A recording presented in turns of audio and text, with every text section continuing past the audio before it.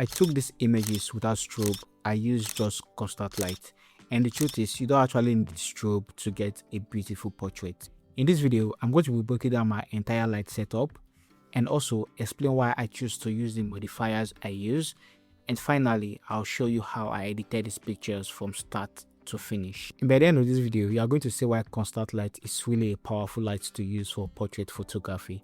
Let's jump right into it. As you can see from the behind the scene, I have my key light, which is on this 60cm softbox, and I paired it with a constant light, and the name of this light is the SL130 from iFootage. So this is not an RGB light, this is a constant light. And for the background light, which is the blue light you're seeing, I'm using the Shoot Photo RGB as well. And I place it on the lantern because I want that light to spread softly on the background. That is why it's on the lantern softbox. Now I also added one more light, which is like a stick light. That's like an RGB light as well. So I use that light as a fill light. And for my camera, I used an Nikon Z5 and I paired it with my 85mm 1.8 lens. So those are all the gears I use for this photo shoot. Now let me break the lights quickly. So the first is our key light. I use a smaller softbox because I want a dramatic effect. I want the light to only illuminate her face. So that is why I use that small softbox. So the light from the softbox is just coming from this direction and just illuminating only her face and escaping this part in the shadow. Why this light I use right here for the fill is just trying to open up the shadow coming from this side as well. And for this light on the background, I place it on a lantern because I want the blue lights to spread on the background like that. So it's going to make everything look even. As you can see from the behind the scene, you can see how the background is looking blue and it's spread evenly. It's because I placed it on the lantern softbox right here. Now for my camera settings, since I'm not using a strobe, I'm using a constant light. My ISO is a bit high. My ISO is set to 500 because I'm using a constant light, so it's a bit high like I mentioned earlier. My shutter speed is set to 1/160th of a second because I still want the image to look sharp because I'm holding it with my hands. And also my aperture is set to 1.8 because I want as much light as possible to pass through my lens. So those are my settings.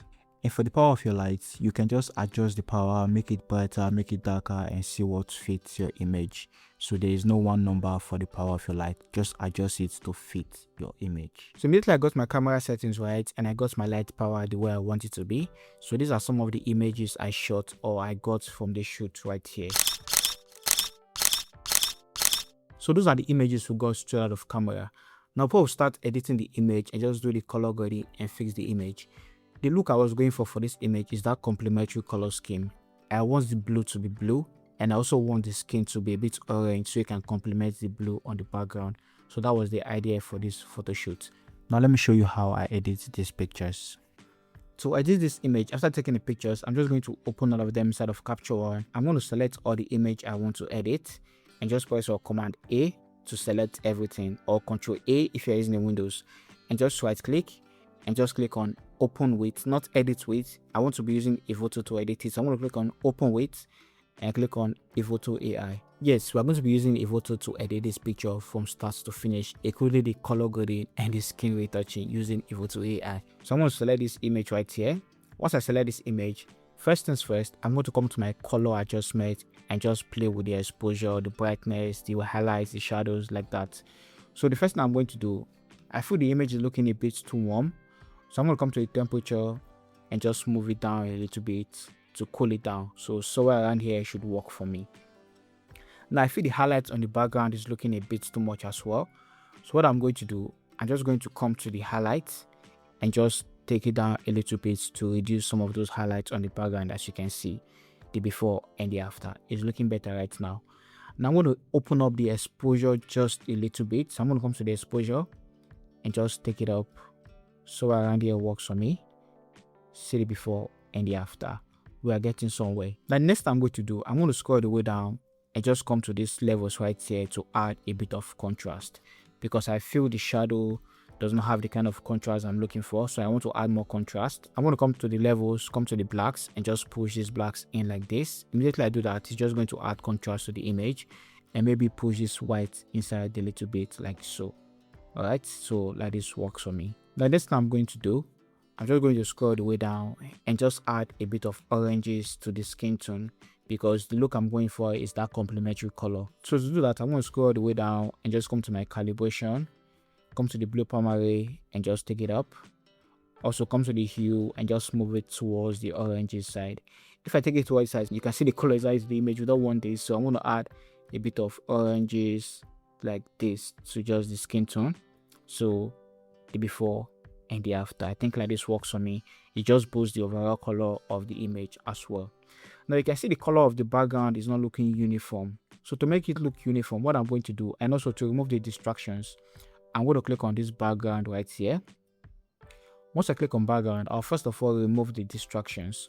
So instead of evoto, just click on distraction remover and it will automatically detect and remove the distractions. So see the before and the after. So you make the lights look uniform, just come here, click on this unify lighting right here. Immediately you do that, it's just going to make the lighting on the background look uniform. Now see the before and the after, before and the after. It's looking a whole lot better. Now I'm going to clean the background. To clean the background, I'm just going to come to this clean background right here and just going to detach the background and just clean it up for me. As you can see the before and the after. It's looking so much better. Now looking at this image, I'm seeing a bit of purple on the background. To remove it, I'm going to come back to my color adjustment. Just come to HSL, come to the hue of the purple and just move it towards the blue side a little bit, like so. Like this works for me. And finally, for color grading, I'm going to come to color grading, open it up, come to highlight and just add a bit of yellows or oranges to the highlight, like so, and just take the saturation up a little bit as well, like so, to give it that orange look on the skin tone and also blue look on the background, like that. Now see the before and the after, the before and the after. This works for me. Now that we've color graded the image, you can see how the colors are now looking harmonious and they are coming together. Now it's time to do the scale retouching for this image, and this is how you can do it inside of evoto. So I'm going to click on this portrait retouch right here. Now the first thing I'm going to do, I'm just going to remove the blemishes from this image. To do that, I'm going to come to this face refinement under blemishes remover and just take it up, and just going to remove the blemishes for us immediately. Alright, now see the before and the after. It's as simple as that. I'm going to scroll the way down and just come to this lip wrinkle. I just want to smoothen the lips a little bit, so take it up just to smoothen the lips like so. Now I'm going to scroll the way down. There are no eye wrinkle, there are no smile line, there are no chin wrinkles, so I'm going to be touching on this one. Now I'm going to scroll the way down to body blemishes and just take the body blemishes up in case there's any blemishes on the image or on the body I need to remove, like so. Alright, now I think that's the only thing I'm going to do. Maybe neck wrinkle to remove any wrinkles on the neck. This works. Now for the scale retouching, I'm going to open scale retouching right here. And we have facial skin, evil dodge and burn. Now for this evil dodge and burn, it works really well and it's going to make your image look smooth and a whole lot better. And that is what I used for this picture. So I'm going to come to this evil dodge and burn and just move the slider up. I'm just going to smooth the face, as you can see, just make everything blend even better. So the before and the after, the before and the after, like that. Now looking at this image, I feel it's not looking a bit too smooth. So what I'm going to do, I'm going to come back to this freckle and acne and just take the blemishes down to about 80%, because I still want to retain some of the original texture. So 80% works for me. See the before and the after. Alright, it's looking better for my eyes right now. So I'm going to scroll the way down back to skin retouching and just come to this sculpt. So this sculpt is like contour dodge and burn or global dodge and burn. Immediately I take it up, it's just going to add depth and dimension to the face. You can see the before and the after. Alright, now for this texture smoothing, I'm going to be leaving it. Focus separation, I'm not going to be touching focus separation, because I feel if I move this focus separation slider up like this, it's going to make the image look overly edited, and I don't want that. So focus separation for me, 0. I'm not going to be touching it. Now I'm going to scroll all the way down and just come to this body skin. So the same thing I did for the face, I'm going to be doing it for the body. Alright, so for the body, I'm going to come to this even dodge and burn and just take it up like this.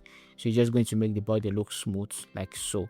See the before and the after. I like it like this. I'm going to leave it like this. Now next thing I'm going to do, I'm going to scroll the way down and I just want to maybe clean up the eyes a little bit. So I'm going to scroll the way down and just come to these eyes right here. Once I come to the eyes, I'm going to scroll the way down, come to this eye white enhance and just take it up I'm just going to fix the eyes for us. As you can see, the before and the after, the before and the after is looking so much better. The next I'm going to do, I'm just going to fix the makeup. So I'm going to scroll the way down and just come to makeup right here. For the makeup, I'm going to take the eyebrow a little bit up to darken the eyebrow more. Also come to the eye makeup, take the amount up to boost the makeup on the eyes. Come to the lips, take the amount up to boost the makeup on the lips as well. And finally, I'm just going to smooth the clothes or iron the clothes inside of evoto. And to do that, I'm going to click on this cloth right here and just click on the Rico clothing right here. Take it all the way up. See, it's looking so much better. See the before and after. See the before and the after. The before and the after. The cloth is looking so much better right now. And after I've edited that particular picture, I can actually copy both the color grading and the retouching of that particular picture and apply it to the rest of my picture instead of doing it one after the other. Since the lighting are similar, the colors are similar, it's going to work perfectly. And this is how you can copy one adjustment from one image and paste it to other image inside of evoto. To copy the retouching and the color adjustment I did for this particular image, what I'm going to do, I'm going to press Command A to select all the pictures. And if you're using the Windows, Control A to select all the pictures. Then I'm going to click on the settings icon in front of the sync and just uncheck any settings I don't want to apply to the rest of the image, like that. The color can be selected like so. Alright, but if you want everything, just select everything and everything will be applied to the rest image like this as well. But I'm going to leave this crop like that. While if you want only the skin retouching, uncheck the rest and select only portrait retouching. You get the point. But for now, let's just select everything and click on save and just click on sync right here. Once you click on sync, it's just going to apply this edit I did for this particular image to the rest image. So take a look at this picture right here. It's processing. See the before and the after. Take a look at this one right here. See the before and the after. If I zoom in, you can see the colors are looking good. The skin is looking really good, really good. See the before and the after. It's looking so much better. Take a look at this one right here. The same thing, the before and the after. But there is more thing evoto can do.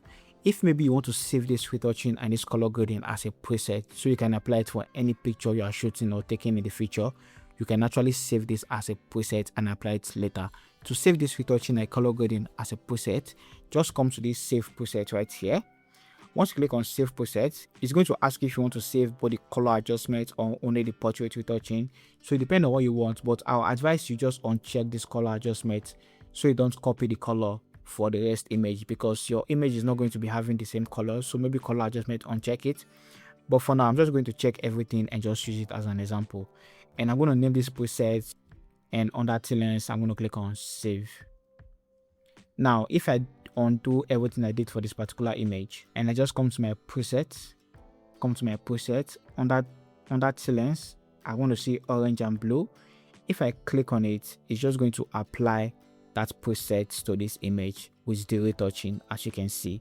Now see the before and the after, and I have the ability to reduce the amount of retouching, and also I have the ability to reduce the amount of color I want. Now if I do the same thing for this image right here, let me just reset everything I did for this particular image and just click on orange and blue right here under my preset. It's still going to apply that effect for me, and this is really good. See the before and the after, the before and the after. So that's how I shot and edited this image using just one constant light, right? Now one thing I want you to know is, if you are shooting with a constant light, what you see on the LCD screen on your camera, it's what your image is going to be.